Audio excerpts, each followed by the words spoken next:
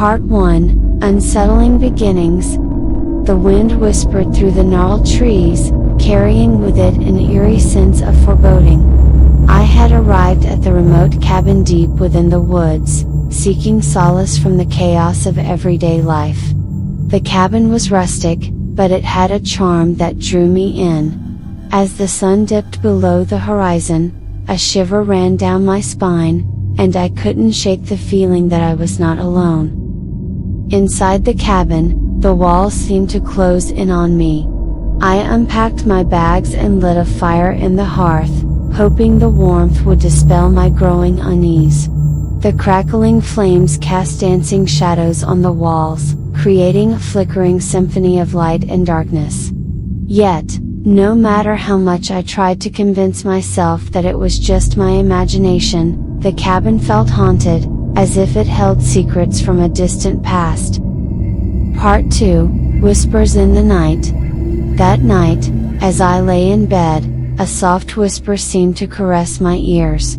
It was so faint that I wondered if I had imagined it. But then it came again, a whisper carried by the wind that brushed against the window pane. My heart raced, and I strained my ears to listen, but the words remained indiscernible, a haunting murmur that seemed to come from within the walls themselves. As the nights passed, the whispers grew louder, more insistent. They tugged at the edges of my sanity, as if trying to pry open the door to some hidden truth. I found myself wandering through the cabin at odd hours, searching for the source of the whispers. But they were elusive, a phantom presence that danced just out of reach. Part 3, Unveiling Darkness. One day, while exploring the attic, I stumbled upon a dusty old journal. Its pages were filled with frantic scribbles, the words of a soul tormented by a sinister force. The author, a previous occupant of the cabin, wrote of shadows that moved on their own accord, of voices that whispered secrets of long-forgotten sins.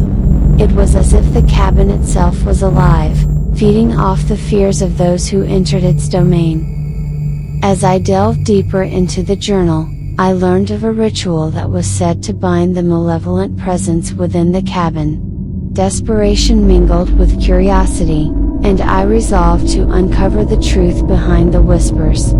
The journal described a series of steps, each more unsettling than the last. It involved gathering rare herbs, reciting incantations in a language I couldn't comprehend, and facing one's deepest fears in a trial of mind and spirit. Part 4, The Ritual Unleashed. With the journal in hand, I set out to gather the ingredients for the ritual.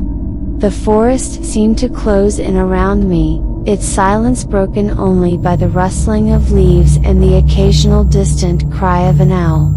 Each step felt heavier than the last, as if an invisible weight was pressing down on my shoulders.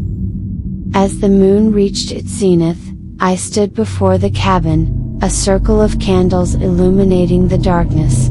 The air was thick with anticipation, and my heart pounded in my chest as I began to recite the incantation. The words felt foreign on my tongue, a cacophony of vowels and consonants that sent shivers down my spine. The candles flickered and danced, casting grotesque shadows on the walls that seemed to writhe in response. Suddenly, the temperature dropped, and the cabin was plunged into darkness. I could hear my own heartbeat echoing in the silence, each thump reverberating through the very core of my being. And then, the whispers returned, a symphony of voices that seemed to come from all around me. They spoke of regret, of guilt, of the darkness that lay dormant within every soul. Part 5, Confronting the Darkness. In the midst of the cacophony, a figure emerged from the shadows. Its form was indistinct, a silhouette that seemed to blur the line between reality and nightmare. As it drew nearer, I could feel the weight of its malevolence, a force that threatened to consume me whole. I wanted to run, to flee from this nightmare, but I knew that I had to stand my ground. The figure spoke, its voice a chilling echo that reverberated through my mind. It spoke of the sins of the past, of the lies we tell ourselves to mask our true nature. It whispered of my own fears and insecurities, laying them bare for me to see. As much as I tried to deny it, I knew that this entity was a reflection of the darkness within me. With a surge of determination, I faced the figure and confessed my own guilt and regrets. The confession seemed to weaken its hold, and its form wavered, as if struggling to maintain its shape. The voices grew louder, more desperate, but I refused to be consumed by the shadows. With one final burst of energy, I recited the last lines of the incantation, a plea to banish the malevolent presence from the cabin. Part 6, Echoes of the Past. In an instant, the cabin was filled with blinding light, and the figure let out a piercing scream that echoed through the night. The walls seemed to tremble, and I could feel the weight of the darkness lifting. As the light faded, I found myself alone, the cabin silent once more. The following days were peaceful, the whispers and shadows finally silenced. I knew that I had faced the darkness within, that I had confronted my own fears and regrets head on. But as I packed my bags to leave the cabin, I couldn't help but wonder if the malevolent presence was truly gone or if it lingered, waiting for the next unsuspecting soul to cross its path. As I walked away from the cabin, I cast one last glance over my shoulder. The trees whispered secrets to the wind, their branches swaying in a macabre dance.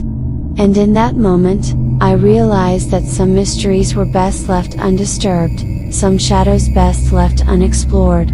For in the depths of the unknown, there are things that should never be awakened, and whispers that should never be heard. The end.